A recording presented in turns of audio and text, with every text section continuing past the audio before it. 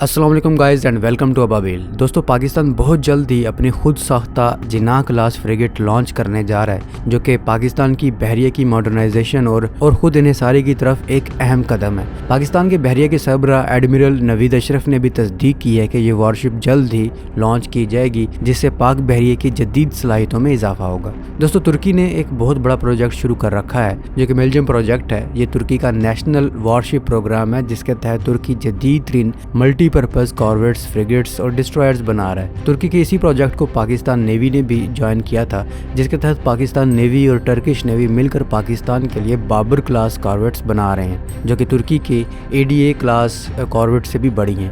ترکی کے ساتھ مل کر پاکستان نے ایسی 4 کارویٹس بنانے کا معاہدہ کیا تھا، جن میں 2 ترکی نے تیار کرنی تھی اور 2 پاکستان کی کراچی شپ یارڈ نے، اور اس قسم کی پہلی کارویٹ 2023 میں پاکستان نیوی میں شامل بھی ہو چکی ہے۔ باقی کی 3 بھی بہت جلد سروس میں شامل ہو جائیں گی۔ اب جو پاکستان کے انجینئرز اور جہاز ساز ترکی کے ساتھ اس پروجیکٹ پر مل کر کام کر رہے تھے، ان کی مہارت سے پاکستان کی بحری دفاعی پیداوار میں اضافہ ہوا ہے، اور انہی کی مدد سے پاکستان اپنی خود کی فریگیٹ بنا رہا ہے، جو کہ جناح کلاس فریگیٹ ہے، اور پاکستان ایسی 8 فریگیٹس خود سے بنانے کا ارادہ رکھتا ہے۔ ملٹی رول آپریشنز کے لیے ڈیزائن کی گئی جناح کلاس فریگیٹس جدید ترین سینسرز، نئی نسل کے ویپن سسٹم سے لیس ہے، اور اس میں مقامی طور پر پاکستان کا اپنا سپر سونک میزائل سسٹم بھی انسٹال کیا گیا ہے، جو کہ سمیش میزائل ہے۔ پاکستان کی یہ frigate anti surface warfare, anti submarine warfare اور ایئر ڈیفنس کے لیے ڈیزائن کی گئی ہے۔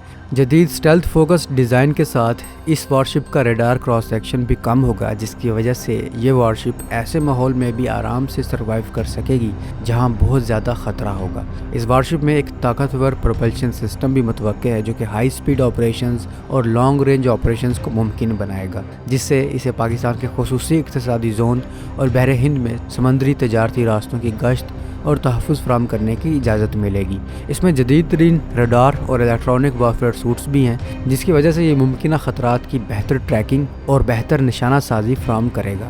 جناح کلاس کی جو سب سے اہم خصوصیت سمجھی جا رہی ہے وہ اس کا سمیش میزائل سسٹم ہے، جو کہ پاکستان نے خود ڈیولپ کیا ہے، جو کہ اینٹی شپ اور زمین پر حملے کے دوران مشنوں کے لیے ڈیزائن کیا گیا ہے۔ اس کی رینج 350 کلومیٹر سے زیادہ ہے، اور ماک 2.5 سے زیادہ کی رفتار سے سفر کرنے کی صلاحیت کے ساتھ سمیش میزائل دشمن کے بحری احساسوں کے خلاف پاکستان کو ایک زبردست قوت فراہم کرتا ہے۔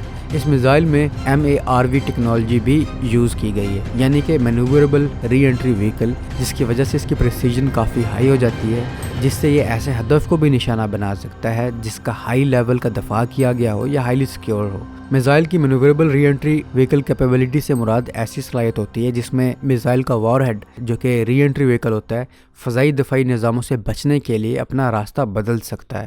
یہ ٹیکنالوجی میزائل کو زیادہ مہلک اور ناقابل پیش گوئی بناتی ہے، جس سے دشمن کے لیے اسے روکنا یا تباہ کرنا مشکل ہو جاتا ہے۔ MARV والے وار ہیڈز میں چھوٹے راکٹ انجن یا تھرسٹرز لگے ہوتے ہیں، جو وار ہیڈ کو اپنی پوزیشن یا راستہ تبدیل کرنے کی اجازت دیتے ہیں۔ یہ وار ہیڈ کمپیوٹر کنٹرولڈ ہوتے ہیں اور اپنے ہدف کی طرف بہترین راستہ اختیار کرتے ہیں۔ سمیش میزائل پاکستان نیوی کی اینٹی ایکسس اور ایریا ڈینائل یعنی کہ A2 اور AD حکمت عملی کا ایک اہم حصہ ہو سکتا ہے، جو کہ مخالفین جیسے کہ انڈین نیوی کو پاکستان کے خصوصی اقتصادی زون میں آزادانہ طور پر کام کرنے سے روکنے کی ایک منظم کوشش ہے۔ ابتدائی طور پر سمجھا جاتا تھا کہ یہ میزائل CM302 یا براموس کی طرح کا ایک سپر سونک کروزنگ اینٹی شپ میزائل ہے، لیکن سمیش کو ایک ASBM کے طور پر تصدیق کیا گیا ہے، یعنی کہ اس کی class anti ship ballistic missile کی ہے۔ اس میزائل کا پاکستان کی Zulfiqar class multi mission frigate سے فائر ٹیسٹ بھی کیا گیا ہے۔ دوستو، اس وارشپ میں ایک جدید ورٹیکل لانچ سسٹم بھی ہوگا، جس سے اسے مختلف قسم کی فضائی دفاع اور سرفیس سے سرفیس پر مار کرنے کی اہلیت ملے گی، اور اس وارشپ میں ایک کلوز ان ویپن سسٹم بھی ہے، جو کہ ان کمنگ میزائلز اور ڈرونز کے خلاف دفاع دے گا۔ اس میں جدید ترین سونار سسٹمز بھی ہیں اور ٹارپیڈو سسٹمز بھی ہیں، جس کی وجہ سے یہ وارشپ دشمن کی آبدوزوں کو ڈھونڈ بھی سکے گی اور انہیں نشانہ بھی بنا سکے گی، جس سے ایک جامع دفاعی پیکج فراہم ہوگا۔ پاکستان کا مقامی طور پر ایسی وارشپ کی پیداوار پاکستان کا غیر ملکی سپلائرز پر انحصار کم کرنا اور خود کفیل ہونے کی طرف بہترین قدم ہے۔ دوستو پاکستان نیوی نے 2015 میں ایک ویژن بنایا تھا جس کے تحت پاکستان نیوی نے اپنی توسیع اور طاقت بڑھانے کا فیصلہ کیا تھا۔ 2015 میں شروع کیا گیا یہ ویژن اب مکمل ہوتا نظر آ رہا ہے۔ اسی منصوبے کے تحت پاکستان نیوی نے نئے فریگیٹس، کارویٹس، سب میرینز، جیٹ پاورڈ سمندری گشت طیاروں اور اضافی ہیلی کاپٹرز کے ساتھ ساتھ ڈرونز کو شامل کرنا شروع کر دیا ہے۔ پاکستان نیوی کے ویژن میں 50 وارشپس کو سروس میں شامل کرنا تھا جو کہ ایک دلچسپ امر ہے، اور پاکستان نیوی اس طرف گامزن بھی ہے، جیسا کہ پاکستان نیوی بابر کلاس کارویٹس بنا رہا ہے، جناح کلاس بنا رہا ہے اور سب میرینز بنا رہا ہے۔ اس کے علاوہ پاکستان نیوی نے اپنے بیڑے میں ایک اور آف شور پیٹرول ویسل PNS یمامہ کو بھی شامل کر لیا تاکہ ملک کے سمندری سرحدوں کی حفاظت کو بڑھایا جا سکے۔ یہ آف شور پیٹرول ویسل OPV بیچ 2 کا چوتھا یمامہ جہاز ہے جو پاکستان نیوی کے بیڑے میں شامل کیا گیا ہے، جسے رومانیہ کی ڈائمنڈ شپ یارڈ میں تعمیر اور کمیشن کیا گیا تھا۔ اس جہاز کو کراچی میں پاکستان نیوی ڈاک یارڈ میں ایک تقریب میں شامل کیا گیا ہے۔ PNS یمامہ ملٹی پرپز ہے اور انتہائی چستی والا میڈیم سائز کا آف شور پیٹرول ویسل ہے اور ٹرمینل دفاعی نظام، جدید ترین الیکٹرانک وارفیئر اور اینٹی شپ اور اینٹی ایئر وارفیئر کی صلاحیتوں سے لیس ہے۔